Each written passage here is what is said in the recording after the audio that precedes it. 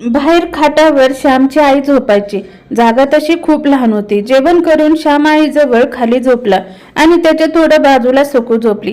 तिला खरं तर श्यामला मिठी मारून झोपावं असं वाटत होतं, पण आजच लगीन झाले, मग ते पूजा बिजा असणार, मग त्यांच्या जवळ झोपता येईल असा विचार करत सकू झोपी गेली. श्याम मात्र वर आड्याकडे बघत बराच वेळ जागा होता. सकाळी सकू उठली तर श्यामने बाहेर चूल होती ती पेटवून आंघोळीचे पाणी तापत ठेवले होते. सकून बिचारा आवरला. श्याम बोलला, तू आंघोळ करून घे, आपण गावच्या देवीला जाऊन येऊ. बरं म्हणत सकू घराबाहेर असणाऱ्या मोरीकडे आंघोळीसाठी गेली. श्यामने आईला खायला देऊन सकूला घेऊन देवीच्या दर्शनाला निघाला. श्याम खूप कमी बोलत होता तर सकू खूपच जास्त बडबड करत होती. जाणून बुजून त्याला स्पर्श करत होती, हात धरून चालत होती, पण श्याम तिचा हात बाजूला करत होता. सकूला समजेना की श्याम असा का वागत आहे. घरात आई असते, पण इथे बाहेर याला, माझ्याजवळ यायला किंवा नुसता स्पर्श करायला काय अडचण असे आहे. दुसऱ्या दिवशी घरगुती पद्धतीने सत्यनारायण पूजा झाली. सकूला श्यामची ओढ लागली होती. कधी एकदा रात्र होते अन श्यामच्या कुशीत जाते असं तिला झाले होते. रात्र झाली. श्यामने स्वयंपाकघरात दोघांचा बिछाना टाकला. सकू नुसत्या कल्पनेनेच मोहरून गेली होती. श्यामने स्वयंपाकघरात जो आडोसा म्हणून पडदा होता तो बाजूला केला. सकू म्हणाली, अव पडदा का सरकवला? आई खाटेवर आहेत तर आपण कसं इथं झोपणार? आईची तब्येत ठीक नसती, तिच्याकडे लक्ष असायला पाहिजे, म्हणून पडदा नको असं बोलून श्याम अंथरुणावर पडला. त्याची आई झोपली होती, पण खोकला सतत तिला येत असे. सकू ही श्यामच्या बाजूला झोपली. तिने त्याच्या अंगावर हात टाकला. श्याम काहीच हालचाल करेना, म्हणून सकूच जरा वर उठून अंधारात श्यामच्या ओठांवर आपले ओठ टेकू लागले. तसा श्यामने तिला बाजूला केलं. नको, आई उठल असं बोलून तो सकूकडे पाठ करून झोपला. सकूला काही समजत नव्हते. असा कसा हा चरफडत तेव्हा तरी रात्री सुखी झोपी गेली. सकाळी लवकरच श्याम भाकरी भाजी घेऊन कामावर जायचं. सकू संध्याकाळी त्याच्या वाटेकडे डोळे लावून बसायची. श्याम आला की मोजकेच बोलत असायचा. असेच 2 महिने झाले. अजूनही श्यामने सकूला जवळ घेतले नव्हते. सकूच्या सगळ्या स्वप्नांवर पाणी फिरले होते. रोज रात्री श्याम आईचं कारण देत असायचा. श्याम कामावरून घरी आला. रात्री जेवताना आईला म्हणाला, आई इथलं काम आता संपले आहे, मला शहरात काम बघायला जावे लागणार. जा की, मग आम्ही राहू दोघी. काय ग सकू? आई सकूकडे बघत म्हणाली.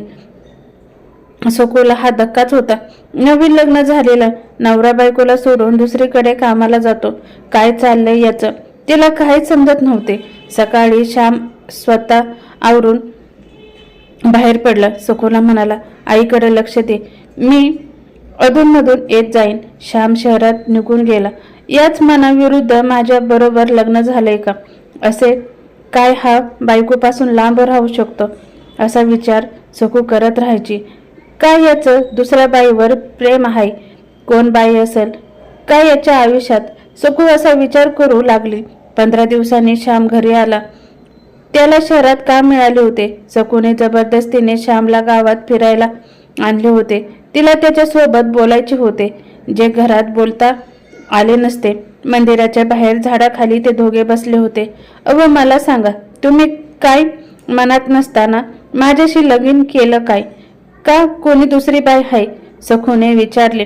श्यामला काय बोलावे समजेना. आज ना उद्या ही वेळ येणार हे त्याला माहीत होतं. नाही, कोण बी दुसरी बाई नाही. मग माझ्याजवळ काय येत नाहीस? सकू तुला हे आधीच सांगायला पाहिजे होतं, पण आई पुढं गप्प बसलो. श्याम बोलला, काय बोलायचंय होतं नीट सांगा, सकू म्हणाली. मग श्याम तिला सांगू लागला आणि ते ऐकून सकू श्वास लागला. सारखी एका जागी बसून राहिली. डोळ्यात तिच्या पाण्याची धार लागली. काय सांगता हे खरं हाय? सकूने विचारले. होय, मी तुला ते सुख नाही देऊ शकत, कारण मी जोगते हाय. श्याम खाली मान घालून म्हणाला. मग मला का फसवलं? का लगीन केलं माझ्या बरोबर?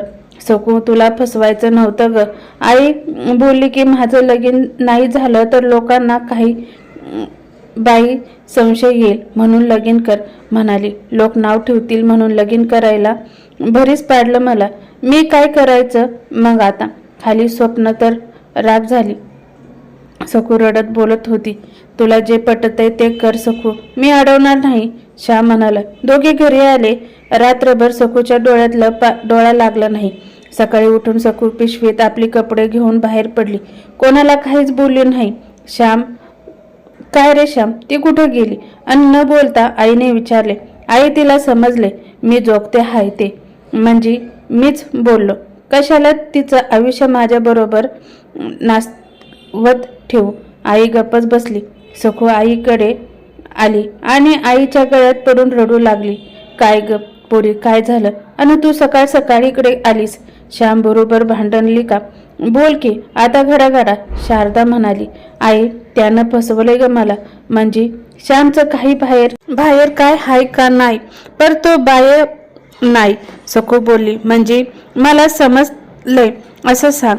आई तो श्याम जोगते हाय, तो जो मला कसलं बी सुख नाही देऊ शकत. सकू रडत रडत बोलली. शारदाने तोंडावर हात धरला. खरं सांगतेस का तू हे? होय, त्याने स्वतः सांगितलंय मला. सकू ही गोष्ट बाहेर कोणाला कळता कामा नाही, नाहीतरी आपली नाचक्की होईल बघ. तवा गुमानं गप्प राहा. सकू महिना झाला आईकडेच राहत होती. श्याम शहरात कामाला गेला म्हणून सकू आईकडं आली असं शेजारण्यानं सांगितले होते. सकू एकटीच गावाबाहेरच्या देवळात आली होती. पुढं काय करायचं विचार करत बसली. काय सुचत नव्हतं तिला. अंधार पडायला सुरुवात झाली तशी ती घरी जायला निघाली. वाटेत तिला सरपंचाचा पोरगा रमेश भेटला. तिला बघून जवळ आला. काय ग सकू, लय दिस झाले, माहेराला येईन, काय अडचण हाय काय? तो लालची नजरेने सकूकडे बघत होता. एक नंबरचा वाया गेलेला मुलगा होता रमेश. नाही, असंच राहिले, आईची तब्येत बरी नाही म्हणून, सकू बोलली. रमेश तिच्या जवळ येत तिच्या खांद्याला धरून म्हणाला. आताच लगीन झालं नव तुझं, तरी नवऱ्याला सोडून राहतीस. त्याने तिचा खांदा दाबला. सकूने आपल्या हाताने त्याचा हात बाजूला केला. तुला काय करायचे रे सकू, रागात म्हणाली. मला शिकवू नको, तुझ्याकडे बघून समजतंय अजून तुला नवऱ्यानं हात बी लावला नाही. तो तिच्या डोळ्यात बघत म्हणाला. मी हाय कधी पण या शेतातल्या घरात म्हणत रमेशने सकूला आपल्या कवेत ओढले. क्षणभर सकूला त्याचा स्पर्श रोमांचित करून गेला. सकू काही प्रतिकार करत नाही. बघून रमेशने तिच्या होठांवर आपले होठ टेकले आणि जोरात चुंबन घेतले. सकू या अनपेक्षित स्पर्शाने शहारली, पण लगेच सावरली आणि पळत पुढे निघून गेली.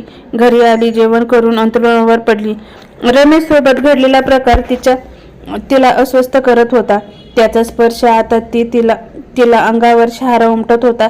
त्याच्या स्पर्शाने सुखाची स्वप्न तिने बघितली होती आणि ते नैसर्गिकच तर होतं. श्यामवर तिचा जीव होता. त्याच्या आठवणीने डोळे भरून आले. दुसऱ्या दिवशी शारदा बाजारात गेली होती. सकू एकटीच होती. दुपारी सगळं सुमसाम होतं. दारावर टकटक झाली तसे सकूने दार उघडले तर दारात रमेश उभा होता. इथून चाललो होतो, ऊन लय हाय, बघ बाईचं पाणी दे प्यायला, रमेश म्हणाला. सकू पाणी घेऊन आली तर रमेश घरात आला होता. सकूच्या हातातला स्पर्श करत त्याने पाण्याचा ग्लास हातात घेतला. कालच्या प्रकाराला सकूने प्रतिकार नाही केला म्हणून आता रमेश मुद्दाम आला होता. रिकामा ग्लास सकूकडे देत त्याने तिचा हात पकडला. रमेश सोड मला, काय करतोयस? सकू हात सोडवत म्हणाली, पण त्याची पकड घट्ट होती. तुला नाही माहीत मी काय करतोय? काल केलं तेच कर म्हणत त्याने सकूला आपल्या जवळ ओढले आणि तिथेच क्वाटवर पाडले. सोड मला रमेश, माझं लगीन झालंय. होय, काय लगीन झाले, पर सुहागरात्र नाही झाली, असं म्हणत त्याने सकूचा साडीचा पदर छातीवरून बाजूला केला आणि तिच्या अंगावर वाकला. तेवढ्यात कोणीतरी रमेशला जोरात बाजूला केले आणि जोरात दाराबाहेर ढकलले. निघित ना, नाहीतरी जीव घेईन तुझा श्याम, रमेशला हलकत म्हणाला. रमेश निघून गेला. सकू पदर नीट करत उठून बसली. श्यामला बघून डोळे भरून आले. तिने त्याला घट्ट मिठी मारली. अहो, ही असली गिधाड शरीराचा लचका तोडणारी असतील, पर त्या परीस मी तुमच्या जवळ आयुष्यभर राहीन. मला इथून घेऊन चला, माझं चुकलं. सकू रडत बोलत होती. श्यामने तिचे डोळे पुसले. सकू, पर मी असा, पण माझ्या अब्रूवर तू संसार कसा करशील? आणि तुझं स्वप्न माझा जीव हाय तुमच्यावर. तुम्ही कसली असाल तसा आज माझं आहात. मी माझी स्वप्न, माझं सुख विसरून जाईन, पण एकटीने राहायचं नाही. शारदा घरी आली तेव्हा सुखू बोलली, आई, मी माझ्या सासरी निघाली. आता तिकडंच राहीन. जे नशिबात असन ते जीनं जगेन. तुला जसं पटतंय तसं कर, शारदा म्हणाली. सकू श्याम सोबत आपल्या घरी जायला निघाली. कथा समाप्त. ही कथा तुम्हाला आवडली असेल तर माझ्या चॅनलला लाईक, कमेंट, शेअर, सबस्क्राईब नक्की करा. थँक्स.